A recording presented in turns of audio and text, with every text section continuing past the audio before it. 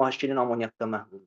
Selluloza bax bunda həll olur. Nə idi bunun adı? Reaktiv. Şveyster. Şveyster, Şveyster. şavariyada Şveyster reaktivi. Selluloza Şveyster reaktivində selluloza Şveyster reaktivində həll olur.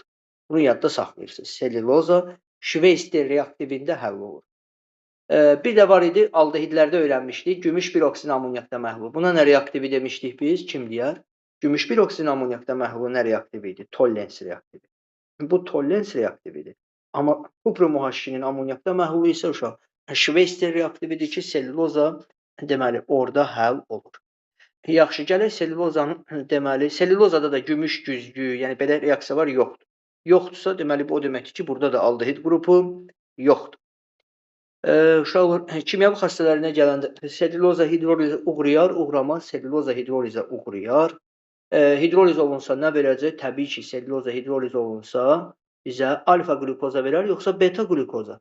Selluloza hidroliz olunsa bizə beta qlukoza verəcək. Türk mühitdə beta qlukoza verəcək. C6H12O6 bura deməli N yazıram, beta qlukoza. Selluloza hidroliz olunsa bizə beta qlukoza verəcək.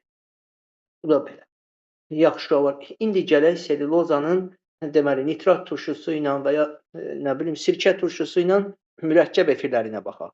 Mürəkkəb efir əmələ gətirə bilir, yoxsa təbii ki, gətirə bilər. Deməli, baxaq mürəkkəb efirlərə.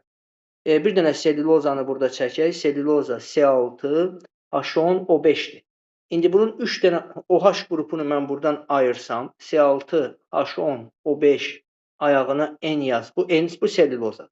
İndi mən buradan 3 dənə OH qrupu ayırsam, onda neçədən oksigen çıxmalıyam? 3 dənə oksigen, 3 dənə hidrogen çıxsam, burada qalacaq 7, burada qalacaq 2, 3 dənə burada OH ayırdım. Baxın, diqqət. Bu oldu.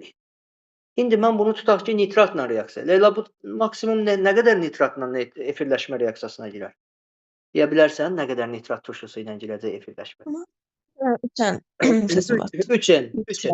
3 N. Amma uşaqlar, indi OH-ın sayına görə də gedə bilər, məsələn. 1 mol, belə deyək də, M mol nitratla da girər. Nitratı belə göstərə bilərəm də, HO-NO2 kimi. Onda 1 ilə getsə, burada bir dənə spirtdən nə çıxır? Burada nə çıxır? H, spirt qrupunun. Turşu qrupundan OH. 1 molla gedəndə uşaqlar, baxın, belə bir maddə alınar.